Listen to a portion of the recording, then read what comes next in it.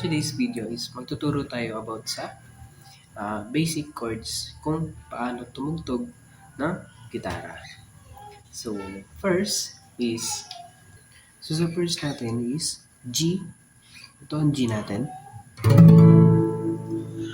Yan. So, yan ang G natin. So, itong ring finger natin, ilalagay natin sa second string ng third fret. So, second string.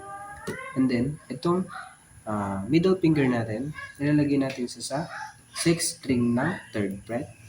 At saka itong hintuturo naman natin, ilalagay natin sa fifth string ng second fret. Yan, so kung nakikita nyo.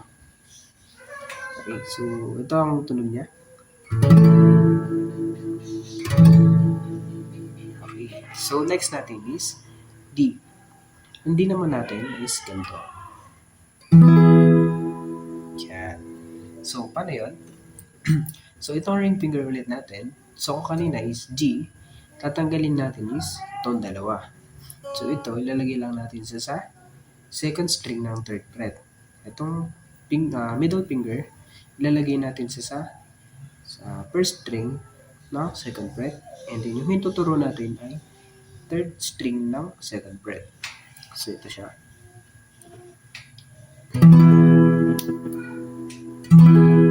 Yeah. Next is E minor. Yan. E minor. So, paano yun? So, itong middle finger natin, lalagay natin sa second fret na fourth string. 1, 2, 3, 4.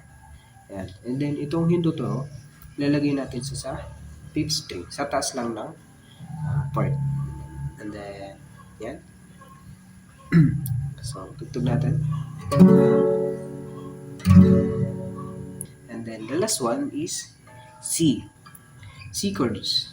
So, itong ring finger, lalagay natin sa fifth string ng third fret. 1, 2, 3, 4, 5. Third fret. 1, 2, 3.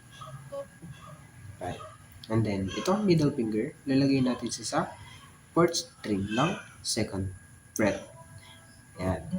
And then, ito namang hintuturo, lalagay natin sa second string ng first fret. Yan. So, get supervised.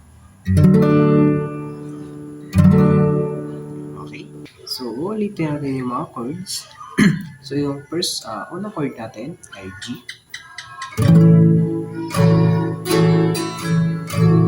D.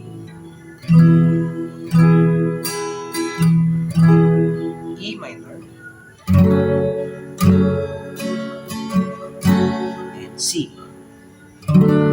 So, ang title nun is Magbalik by Mayonnaise. So, ang intro nun, sa ginawa natin ay pwede siyang maging plucking. So, plucking nun,